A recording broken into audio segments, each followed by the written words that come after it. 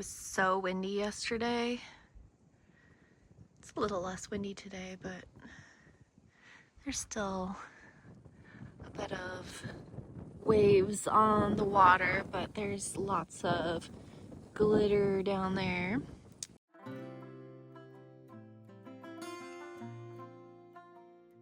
I was a little worried that we would need to leave early, but looks like the rest of the week should be pretty nice, and shouldn't need to move. So we're just gonna hang out here probably for the work week and see how it goes, but I'm liking it. This is my view while I work. My windows are dirty, but it's a pretty nice view.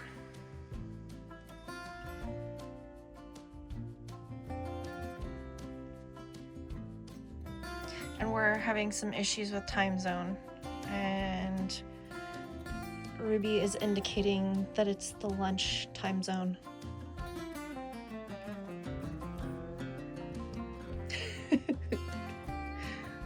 What time is it, Ruby? What time is it? Oh. Ruby and I are out for a walk. Look at this beautiful golden glow. I love this time of day.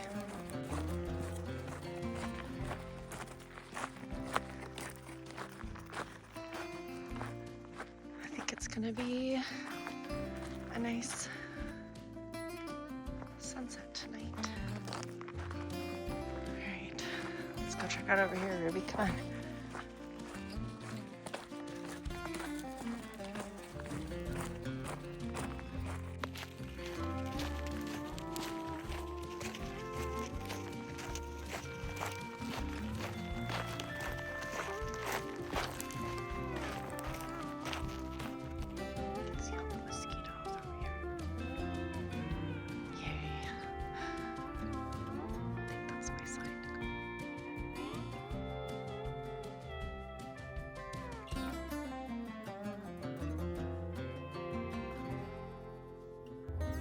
Different.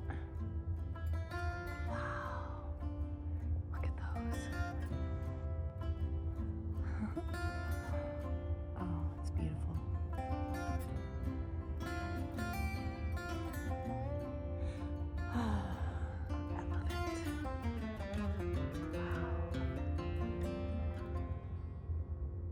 Gorgeous. Look at that glow. So yesterday I was asked a question that I get asked a lot, and it's, do I ever feel lonely in this lifestyle? So when I first started this journey, I sold my house and moved into my 16-foot Bambi, and what happened was I would park on the side of my mom's garage, and then I would end up going out for a couple days, and then I would come back, and then I would go out for a couple days and come back. So I had the community that I was familiar with friends and family, and there were times when I would start to feel really sad. And I remember one time I was just walking Ruby, and I suddenly started crying, and I was like, what is wrong with me? Why am I crying? Why am I feeling so sad? And I realized that I hadn't talked with another human being for like 90 days. I was trying to calculate, and I was like, oh, I haven't been back home. I haven't talked to anybody else. And so yeah, I realized that I was deprived of human connection, and as much as Ruby is a gem, I feel like I needed some human contact. So I ended up changing the plans that I had and just driving back to my mom's and parking on the side of her garage and visiting with friends and family, and that was good. And then I started branching out a little bit more, going a little further from home, but I realized that I could connect with other people that I knew.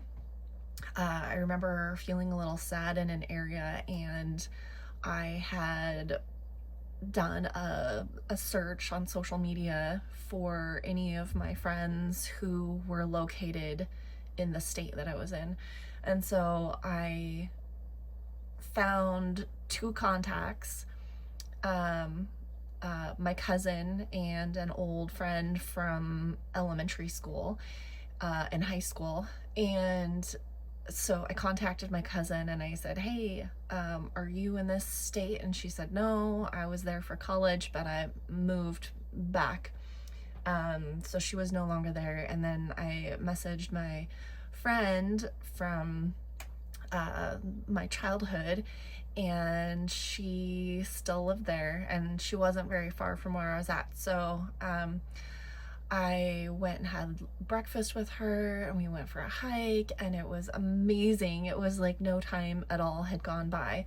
But I realized how important it was to really tune in to where I was at and that need for social connection.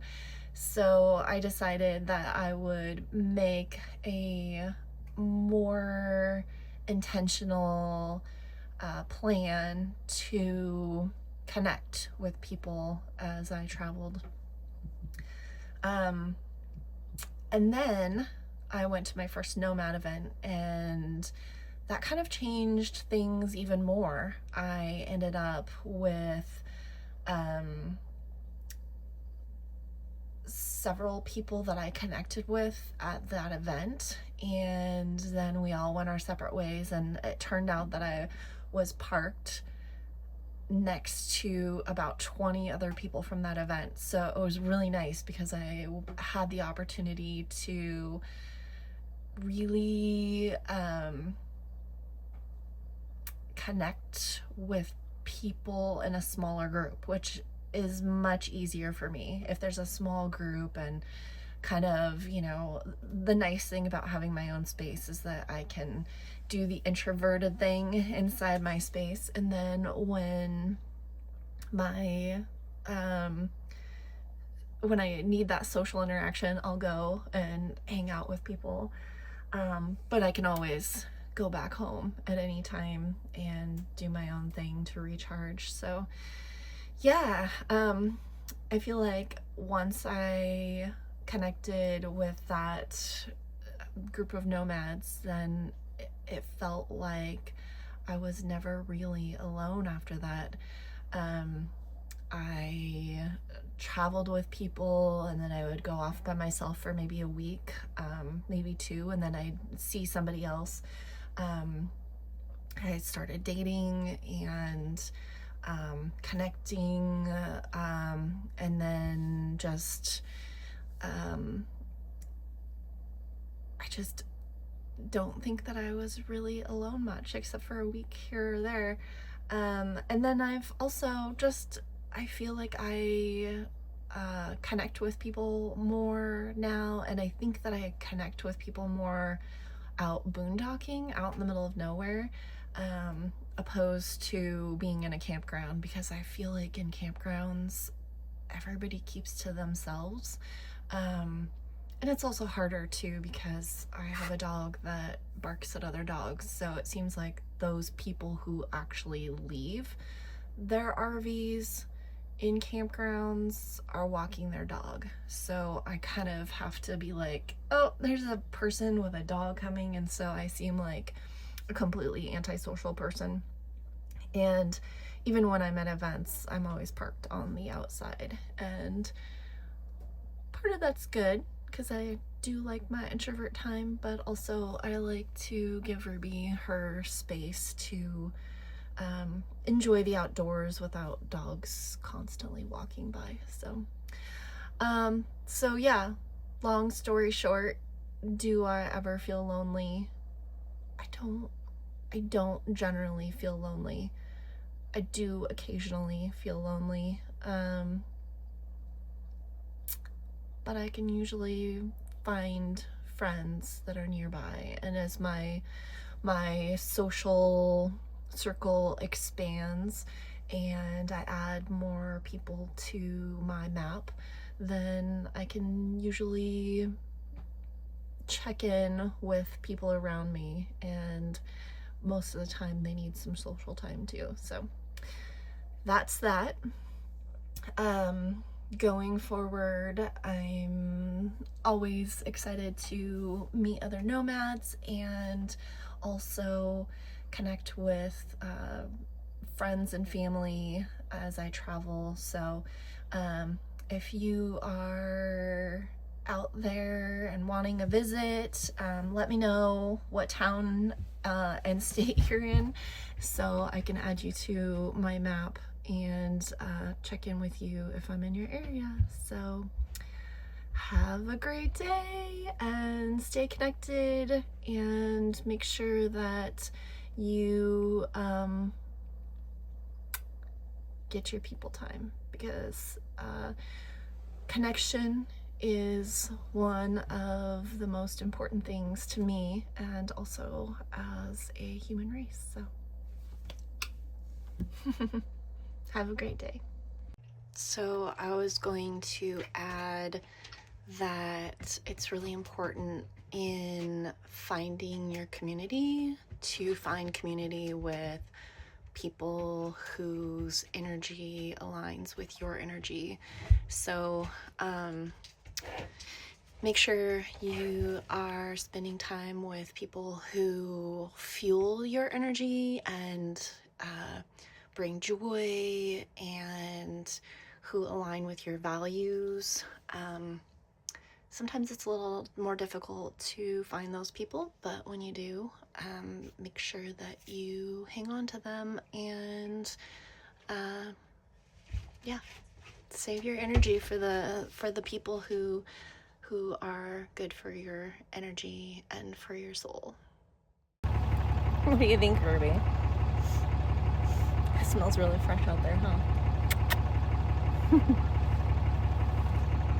The thing I love about being able to come back to the same spot a few times during my visit is things like this.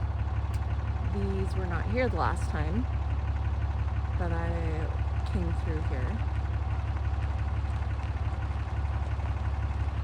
And they are so amazing. And actually, it smells very fresh out there. They're so neat looking.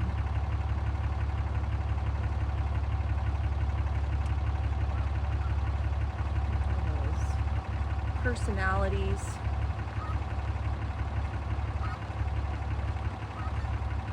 I don't know if you can hear over my loud truck, but they're honking pretty well.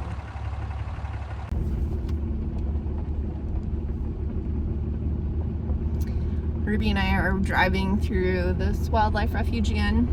It's our third time through. Third time, and seeing a lot more birds and even some deer, and it's at just about sunset, so I figured there might be a few extra things out today. So but I think we are gonna head to another event tomorrow, so just trying to get a little extra time at the refuge.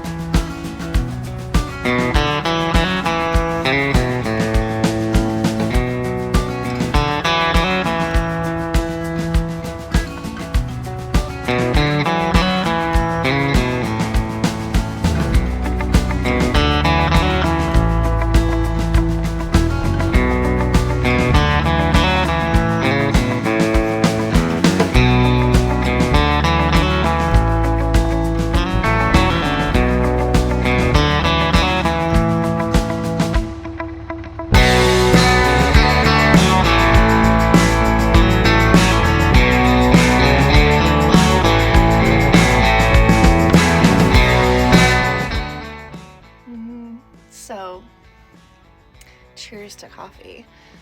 I have this kind of funny story this morning. So I'm in an area that has, it's like right on the edge of a time zone. And so it's Mountain Standard Time where I'm at, and just across the river is Pacific Standard Time. And when I got here, all my stuff says that it's Pacific Standard Time, so I've been really confused because of that proximity. And so I